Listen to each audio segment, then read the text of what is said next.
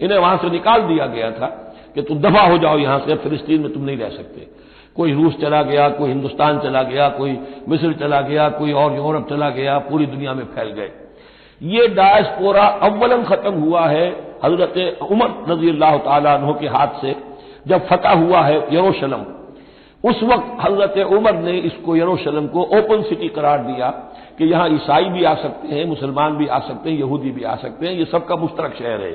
لیکن جو عیسائی تھے یروشلم کے، انہوں نے جب ہینڈ اوور کیا تھا، فتح نہیں کیا تھا مسلمانوں نے یروشلم، ایک ٹریٹی کے تحت، ایک معاہدے کے تحت ہینڈ اوور کیا تھا۔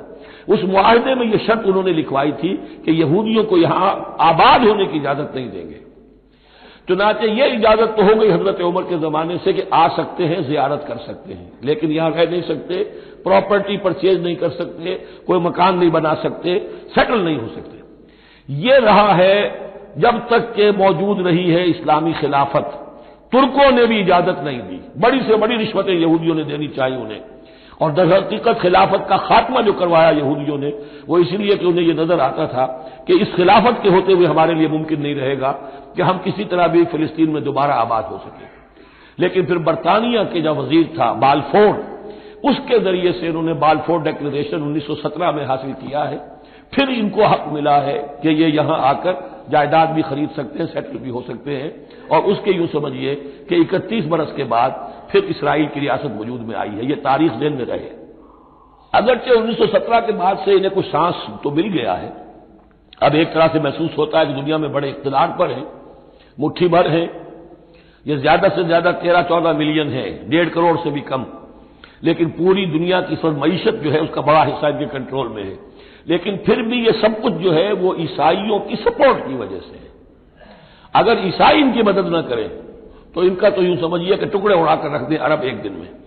لیکن اب پیچھے پوری امریکہ کی حکومت ہے، امریکہ کے حواریین ہیں، خاص طور پر west white Anglo Saxon Protestants, امریکہ اور برطانیہ، وہ تو گویا کہ ان کے در خرید ہیں ایک طرح سے، اور بھی جو ممالک ہیں عیسائی، اب یہ فتح کر چکے ہیں ان سب کو، عیسائیوں کے اوپر ان کا غلبہ ہے۔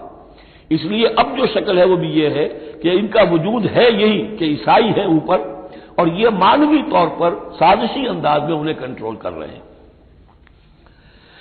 اس قال اللہ یا عیسیٰ انی متوفیک ورافعک الی ومطہرک من الذین کفروا وجاعل الذین اتبعوک فوق الذین کفروا الی یوم القیامہ ثم الی مرجعکم فاحکم بینکم فیما کنتم فیہ تختلفون۔ پھر تم سب جو ہے تمہارا لوٹنا میری ہی طرف ہے، اور پھر میں تمہیں بتا دوں گا اور فیصلہ کر دوں گا تمہارے مابین ان باتوں میں جن میں تم اختلاف کر رہے تھے۔ فاما الذین کفروا فاعذبهم عذابا شدیدا فی الدنیا والآخرہ، تو وہ لوگ کہ جو کفر کی روش اختیار کریں گے میں انہیں عذاب دوں گا، بہت سخت عذاب، دنیا میں بھی اور آخرت میں بھی۔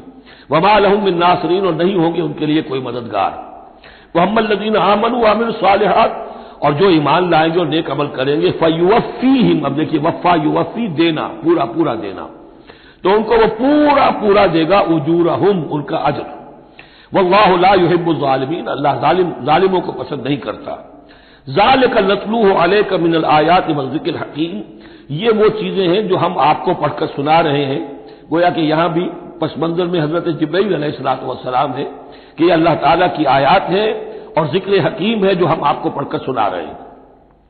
ان مسئلہ عیسیٰ عند اللہ کا مسئلہ آدم، عیسیٰ کی مثال اللہ کے نزدیک آدم کی سی ہے۔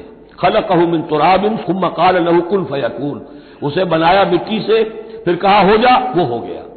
اب یہ آیت وہ ہے قرآن مجید میں کہ جو لوگ بھی اسپیشل کریشن کے قائل ہیں کہ حضرت آدم کسی ایوولوشن کے نتیجے میں کسی اسپیشیز کے وجود میں آنے کے بعد اس کے ایک فرد کی حیثیت سے نہیں ان کا استفاع ہوا، بلکہ وہ اسپیشلی کریٹ کیے گئے ہیں مٹی سے براہ راست، ان کے حق میں یہ آیت دلیل ہے۔